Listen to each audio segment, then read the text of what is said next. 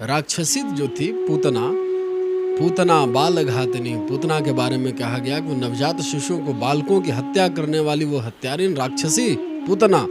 कंस ने उसे गोकुल में, ब्रज में, जब श्री कृष्ण जन्मोत्सव, जन्माष्टमी मनाई जा रही थी, सब ब्रजवासी, ग्वालवाल, गोप सखाओं, समस्त ब्रजवासी मिलकर श्याम सुंदर की, कन्हैया की जब जन्म दिवस का उत्सव मना रहे थे, तो उसी दिन कंस के पास जो नंद बाबा थे, नंद बाबा हमारे, तो नंद बाबा कंस को कर देने के लिए गए हुए थे। और उनके मित्र हैं वसुदेव जी, जो कि कंस के कारागार में श्री कृष्ण के जो पिता हैं, जन्म देने वाले। तो कंस को कर देने के लिए नंद बाबा मथुरा गए हुए थे, और वसुदेव जी से इसी बहाने सोचे कि उनसे अपने मित्र, परम मित्र से मिल भी लूँगा। तो गए हुए थे कर देने कंस को, और इतने ही देर उधर से कंस ने वही समय पूतना को ब्रज में भेजो। तो जब पूतना ब्रज में आई तो बड़ी भयंकर दिखने वाली राक्षसी थी, बड़ी भयावह।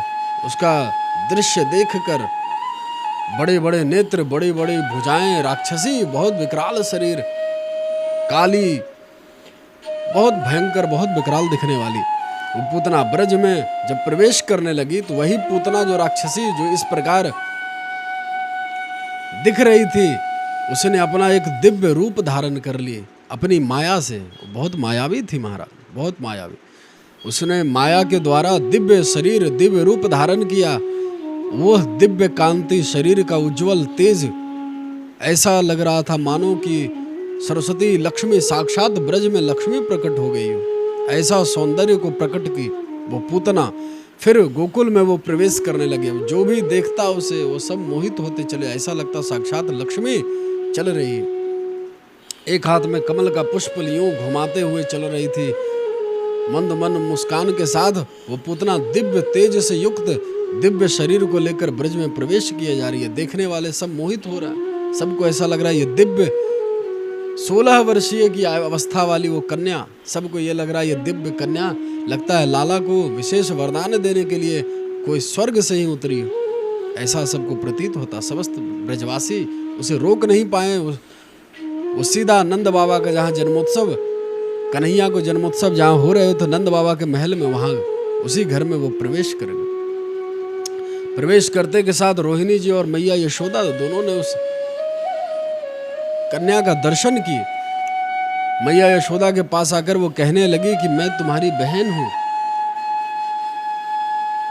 अपने आप को दूर की मौसी की कोई बहन अपने आप को बताई यशोदा माँ को। यशोदा माँ समझी कि हो सके कोई बहन हो, लाला को जन्म उत्सव सुन के जान के यहाँ तक आई है, लाला को आशीर्वाद देवे कि काजे यहाँ पधारी।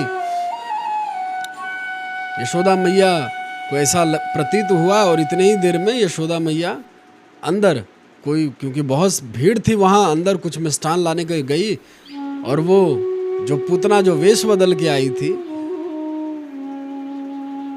वो यशोदा माता से कहने लगी कि यशोदा, मैं तेरे लाला को अपना स्तन पान कराऊंगी। मुझे देवताओं से ऐसा वरदान है कि मैं जिसे अपना स्तन पान कराऊंगी वो विशेष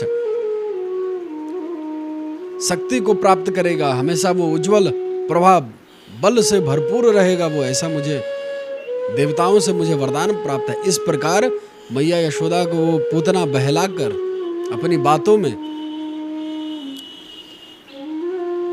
और लाला को अपने गोद में उठा लियो। और इतने देर में मैया यशोदा रसोई में गई हुई थी कुछ मिष्ठान पकवान लाने के लिए, और वो पूतना तो लाला को लेकर घर से, महल से बाहर निकल गई। उसके बाद अपना वही विराट विकराल रूप में प्रकट हुई, राक्षसी रूप में वो पूतना प्रकट हुई। सब ब्रजवासी जब देखे कि अरे लाला को ऐसा राक्षसी, ये तो कोई मायावी कंस की भेजी हुई, अवश्य ही कोई दुष्टा राक्षसी है ये। सब ब्रजवासी डर गए उसके उस भयंकर रूप को देखकर। इतनी विकराल थी, इतने विकराल थी पूतना महाराज।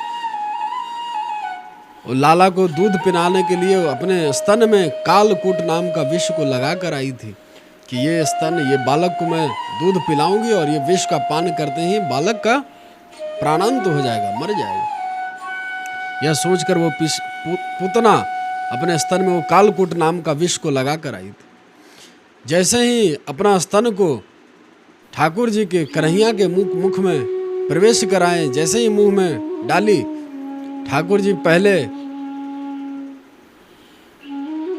उसके दुग्ध के पान किए, उसके स्तन को पान करने लगे। ठाकुर जी अपने नेत्र को बंद करके पहले उसका दूध को पान किए, फिर उसके प्राणों को भी पान करने लगा। वो चिल्लाने लगी।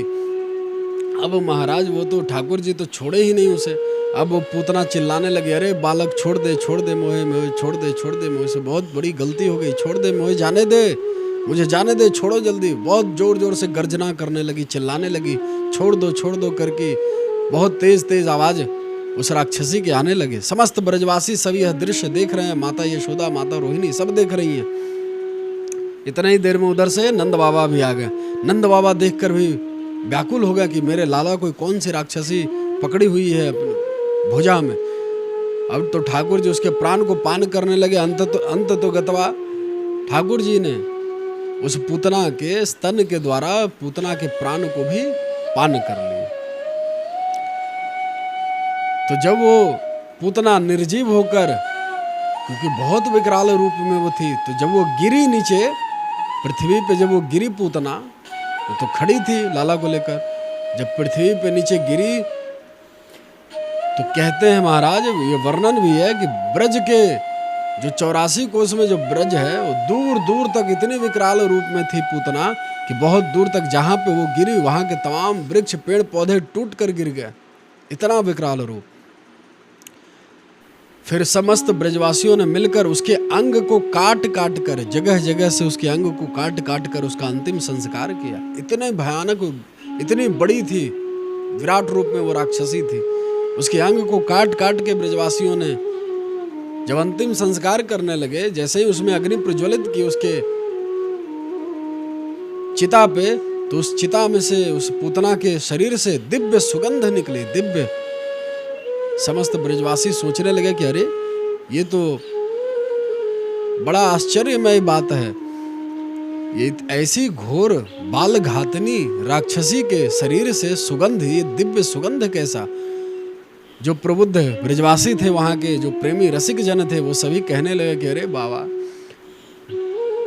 जाको हमारे लाला ने पकड़ लियो है, जाको हमारे लाला को स्पर्श भय गए हो। श्री कृष्ण कन्हैया लाल जिसने स्पर्श कर दिए उसके तो शरीर से, उसके चरित्र से तो केवल सुगंध ही सुगंध निकल सकते, केवल खुशबू ही खुशबू निकल सकती। इस प्रकार इस पूतना का भगवान ने उद्धार कल्याण किया और वही गति प्राप्त कराई पूतना को जो माता यशोदा अपनी माता के बारे में, यशोदा माँ के बारे में जो ठाकुर जी सोचे थे कि अपनी माता को ये गति दूंगा, वही गति उस पूतना को दिए। अपने गोलोक धाम में वास प्रवेश करवाए उस पूतना को और उसके सकुला समस्त कुल को, अघासुर, बकासुर, वृत्तासुर, ये सब जितने हैं सब पूतना के ही कुल खानदान के थे। तो सकुला समस्त कुल के साथ पूतना का उद्धार कर दिए ठाकुर जी। ऐसे करुणा वर्णालय भगवान श्री कृष्ण।